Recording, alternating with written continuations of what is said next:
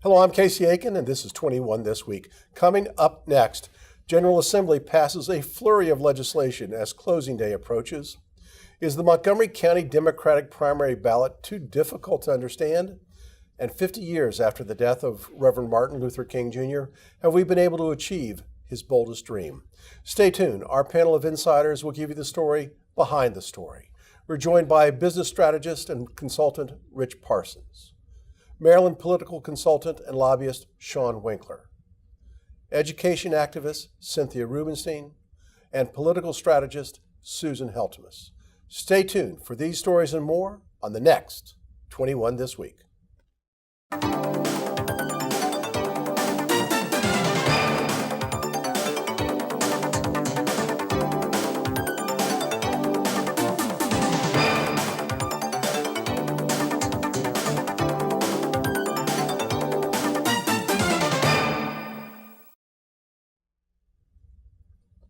Annually, the Maryland General Assembly produces a flurry of activity as the legislature counts down the final days of the session.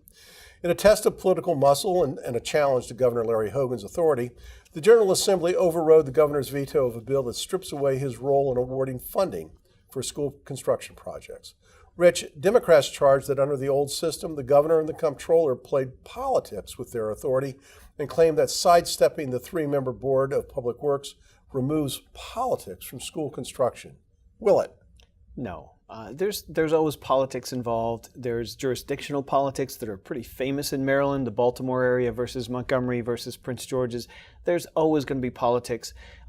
One of the things that we've seen is it's been pretty transparent up till now. It remains to be seen whether it will be in the future or whether this is just going to put it behind a layer. It's an interesting committee, though, that's going to do it. It's right. 2 cabinet persons, the superintendent of schools, 4 people appointed by the legislature, and I can't remember the other 2. The devil's going to be in the details of how much broken, transparency, how much focus are they going to have, how much direction, and how much log rolling and trading is there going to be. But Rich, you if get the your system project, wasn't I broken, get my why project. are they changing it? I'm not that convinced it was that broken. Because they want to take power away from statewide elected officials we've all voted for. So instead, we're going to have unelected appointees, from the legislature and other branches of government. There's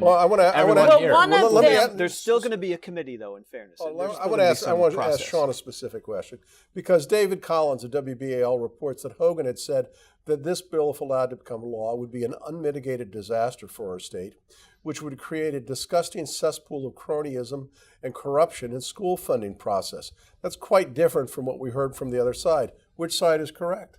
Casey, I think that's exactly right because, as I mentioned, we're taking away power from statewide elected officials. 2 out of 3 members of the Board of Public Works are statewide elected officials. We've all either voted or voted against these people sitting around these chairs today.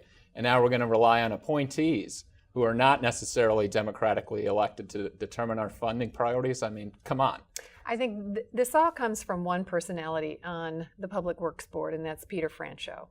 And his petulant behavior? His coziness with Hogan and the way the 2 of them operate in these matters. And I think that's what is sticking in Democrats' craws, and that's the genesis for all. How dare he be bipartisan? I'm That's just the attitude. I'm just speaking the reality. So Susan, Governor Hogan allowed a bill that places anyone who receives a state driver's license or uses social service agencies or buys health insurance to be on the voting rolls. Won't this lead to more fraudulent and voter fraud, as critics claim? I did a lot of research. I found no one saying that it was a bad thing. In the past, because of the motor voter law, what happened is you could opt in.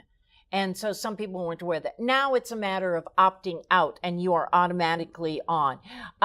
It's interesting. I guess they will go in as independents if they don't choose a party. I'm not exactly certain how that part's, but they're going as Democrats. We know how that. We know how that. No, that's works. not true. And the other thing is the more voters that get on the rolls, the better. And it appears there is Wait a minute. Why is it better? It's Why is better it for better if democracy, people don't Casey. want to vote? Casey, it's better for democracy if we remove as many barriers to participation as possible. And Moving to a more universal registration You mean system or going same-day down to registration. Board of These are Elections good and filling out a form These are good things for democracy. you could is do a- it before is a at the Board barrier of to- You could do is it a at barrier? Making it Yeah, it is. easier. Why is it making it easier and more automatic? Why does your party not want people to vote? And the other thing is, in the fall, we are going to be voting to whether we will, as a state, allow people to vote, to register to vote on general election day. Why do we You even can have it a now. vote? Why do we even have a voter roll? Why don't we just say, go ahead. Minnesota has had it's wide same-day open. You can go registration since since you can the go ahead and 70s. vote. We don't really care because Casey, we run in everything the anyway. 70s, Minnesota had same-day Yeah, a lot of states do registration, that, but- and they have one of the highest voting rates in the country. And so, again, you want democracy to work. Democracy works the best when as many people as possible vote. And the last thing I will add is when this issue comes up, you always hear about these allegations of massive voter fraud. What massive voter fraud? There is zero evidence that happened in Maryland or any of the other states. The whole Trump witch hunt on this went nowhere. That commission got disbanded in disgrace.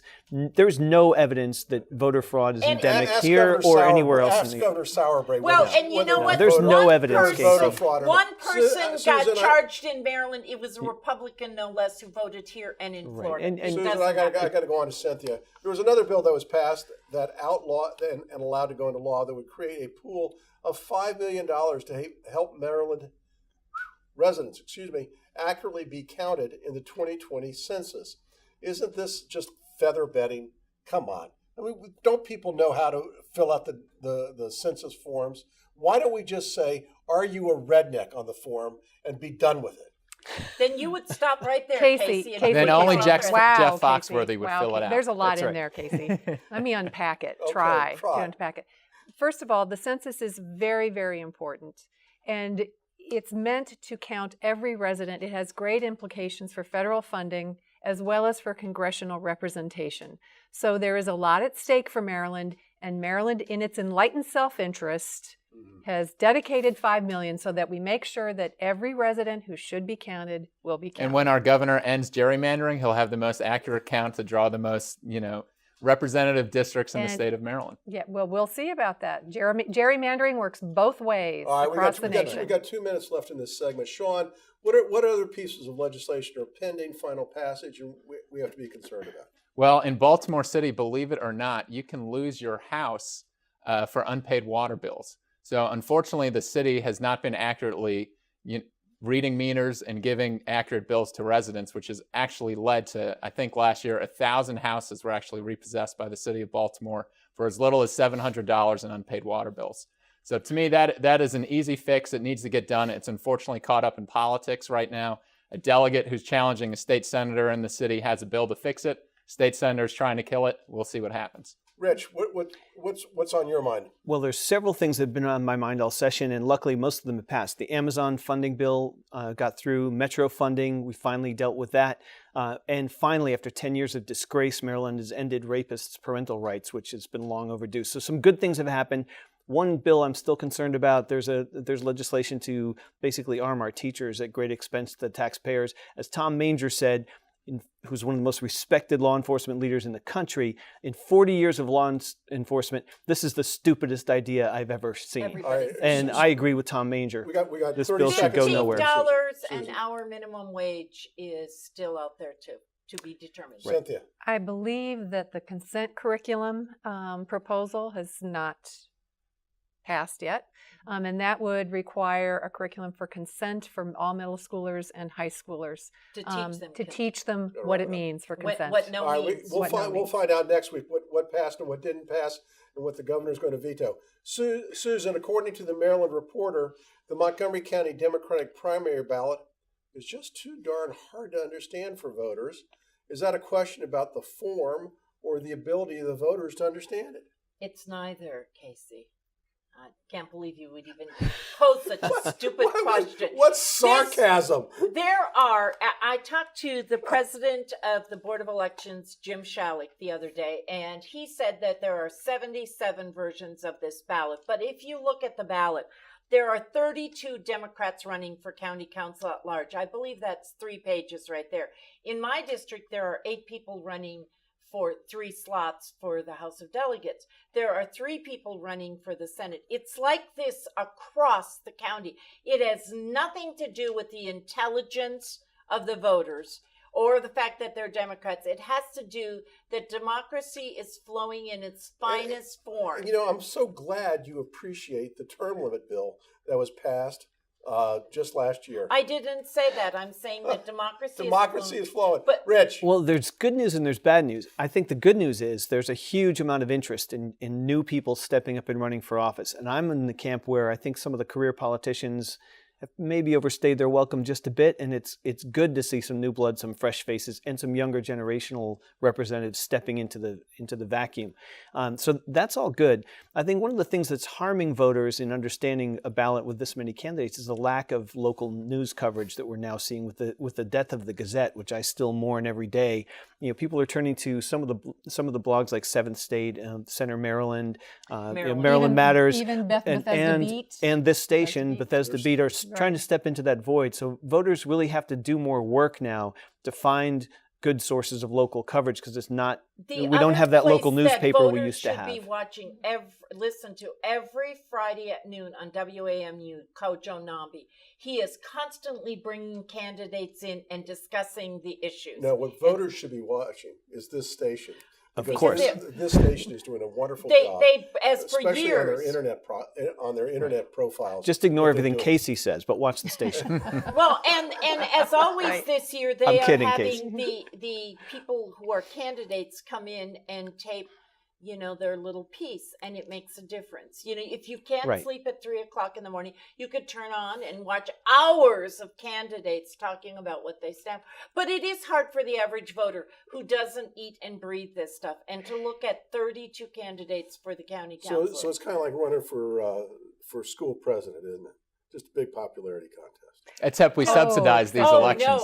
No, not at all. That is not true. I don't call it subsidization. I call it opportunity for people who really come up from the grassroots, and these are literally people-powered candidacies. And we'll see how it works out. Or vanity projects. I wish the threshold was higher, because we don't actually know if these folks are credible. Are all from the grassroots? I think many of them are, and Some would are. not. I think many of them are. And the other thing is, Some are from the grassroots, some are from the weeds. Let's put it that way. Yeah. So. And there wrap also this is up, going to Susan. be an effort to do this statewide. There is legislation being bandied about already, and that may be the case. Well, term limits, I would love it. When we come back from this short break, State recognizing financing. Recognizing the 50th anniversary of the assassination of Civil Rights Leader Rev. Martin Luther King Jr., how close are we as Americans to achieving his dream? Stay tuned.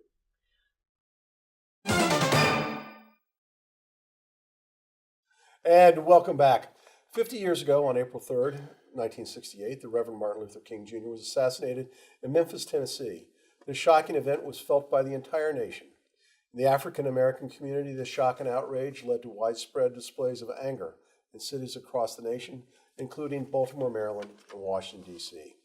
Dr. King, who was universally recognized as the greatest civil rights leader of his generation, was in Memphis to show support for the sanitation workers of Memphis who had gone out on strike. Best remembered for his I Have a Dream speech, the night before his death, he spoke of the accomplishments that the civil rights movement had made, but also recognized that there was much still to accomplish. Rich, 50 years later, after his death, have the dreams of Dr. King been reached? Well, Casey, Dr. King, I think, is one of the finest and most transformational leaders this country's ever produced. And his legacy is a lasting one. It's very fitting to celebrate and reflect back on his life at this time, 50 years after his assassination. He talked about his dream being that his kids and their kids would be judged by the content of their character, not the color of their skin. And every single time they do that survey where they send in people with the same resume and the same name to do job interviews, the one with black skin gets judged at a different standard than the white. I'm just saying, we still have not made it to where that dream is commonplace. I think we've made huge steps forward. I think in my children's generation, there's great cause for hope. I think racism is was, until recent history, I think, receding into our past. I think we now have a president and administration who've given a safe space to go back a few steps and allow the alt-right voices to be, and the Holocaust deniers and all these kind of crazy voices to have more safe space to operate. I'm troubled by that, but I think overall we've made some progress, but we're not there yet. And I think what has risen since the days of highly explicit racism is more forms of implicit racism. That in the workplace, in education, in housing. And there's still discrimination in employment. Still discrimination in employment. Well, we'll get into some of these topics, and I've got some statistics for you. We can talk about that. Susan, the night before he died, Dr. King was quoted as saying that the world is all messed up, the nation is sick, trouble is in the land, but I know somehow that only when it's dark enough can you see the stars. Now, Dr. King was a very optimistic man. Is there still that sense of optimism in the world today? Well, I don't know what was optimistic about that. I mean, from getting that, I believe it says, like we're in pretty bad shape. And it's like you get to such a point where there's only up. And I think in some ways we're there right now. I talked to an African-American friend today, and I said, okay, good, bad, or indifferent. He said, we don't see people hanging from trees now, but he said we went backwards, and he said we have a long way to rise. And I think that, when it gets so bad, you are seeing actions that show that, they're fed up and they aren't going to put up with it anymore. I got to say this, and I know the Democrats in this panel do not understand this, but many feel that Barack Obama created racial divisions in this country. I don't see how. And stoked the fires of division in this country. I think he did the opposite. Cynthia, many people feel that the nation is less unified than and we are devolving into a tribalism. Is that your perspective? Yes. I think one of the contributors to that is the factionalization and the fracturing of news and media markets. Exactly. And people choose their people in the media, and then they live in their echo chambers. And that goes for all sides. That goes for the far left, that goes for the far right. And people talk at each other instead of with each other. They do not seek to understand each other. So, yes, we do live in a very tribalized situation. And now with the Brookings Institute did a interesting study. It was published in 1998. And some of the statistics that are contained in there were simple questions. For example, in 1954, what would happen if a black man moved into a neighborhood? Well, 44% of white people said that they would move. But by 1988, only 1% said they would move. In 1964, only 18% of white people claimed to have a black man as a friend. By 1998, the number was 86% said they had a black man as a friend. And the most shocking statistic is this. In 1968, 60% of all black women working were domestic servants. But by 1998, only 2% were. But I don't know how you can say that we haven't. Well, then you need to look at the numbers today with salaries for minorities versus whites. Black women are down Susan, here. The black unemployment is at its lowest level ever. So can't you? That came down during the Obama administration. No, it did. It certainly did. Actually, it did. Susan, Latino and black unemployment went up during the Obama administration. There was a recession during the Obama everybody's- administration, and a lot of those jobs were dropped. But Casey, no one's denying that we've made progress. I mean, everyone on this panel agrees that we're saying we're not happy with where we are yet. Generation. I want to go to Sean. Sean, what does your generation feel about Dr. King, but also about the state of race relations today? Well, on the state of race relations today, I think my generation's disheartened. I mean, we've seen protests throughout our state, particularly Baltimore City, where someone could be shot because they have a different skin color than I. And that is really a shame. And we still have a long way to go because it's, we talk about implicit versus explicit racism. That's explicit racism that still exists today and is hurting communities around our state. And I just want to mention on Dr. King's legacy is Cynthia was talking about tribalism. You know, when Dr. King was met with hate, he responded with love. And that is something that we have forgotten on how to reach across the aisle and how to reach different segments of our population. And that is a wonderful way to wrap up this segment. Dr. King was a great man, and I hope someday his dream is fully realized. Stay tuned for Parting Shots.